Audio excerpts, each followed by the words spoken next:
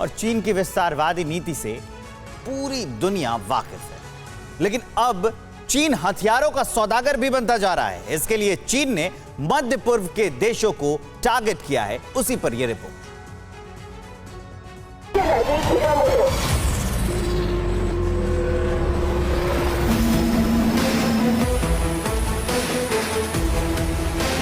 चीन ने मध्य पूर्व के देशों में भी दखल देना तेज कर दिया है। इसके लिए चीन हथियारों का सहारा ले रहा है और मिडिल ईस्ट के देशों ने भी चीन को हथियारों की सप्लाई वाले देशों में दूसरे स्थान पर रखा है। New lines institute for strategy and policy की तरफ से इसका दावा किया गया है कि चीन अपने हथियारों के लिए ग्लोबल मार्केट डेवलप कर रहा है और इसके लिए चीन अपने हथियारों को विकसित भी कर रहा है। चीन से हथियार मिलने के बाद मिडिल ईस्ट के देशों की अमेरिका पर निर्भरता कम भी हो सकती है और चीन का प्रभाव भी मध्य पूर्व में बढ़ सकता है।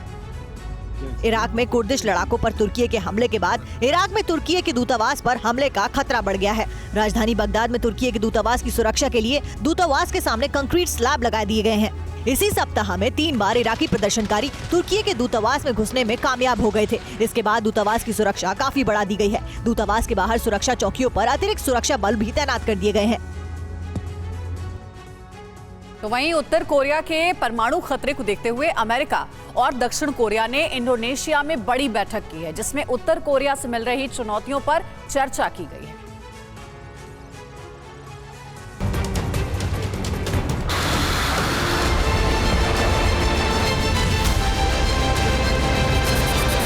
उत्तर कोरिया के परमाणु खतरे के बीच अमेरिका के विदेश राजनीतिक मामलों के अंडर सेक्रेटरी विक्टोरिया नुलैंड सोमवार से गुरुवार तक जापान और दक्षिण कोरिया का दौरा करेंगी। इस दौरे में विक्टोरिया नुलैंड रूस यूक्रेन जंग, खाद्य संकट और उत्तर कोरिया के खतरे को लेकर चर्चा करेंगी।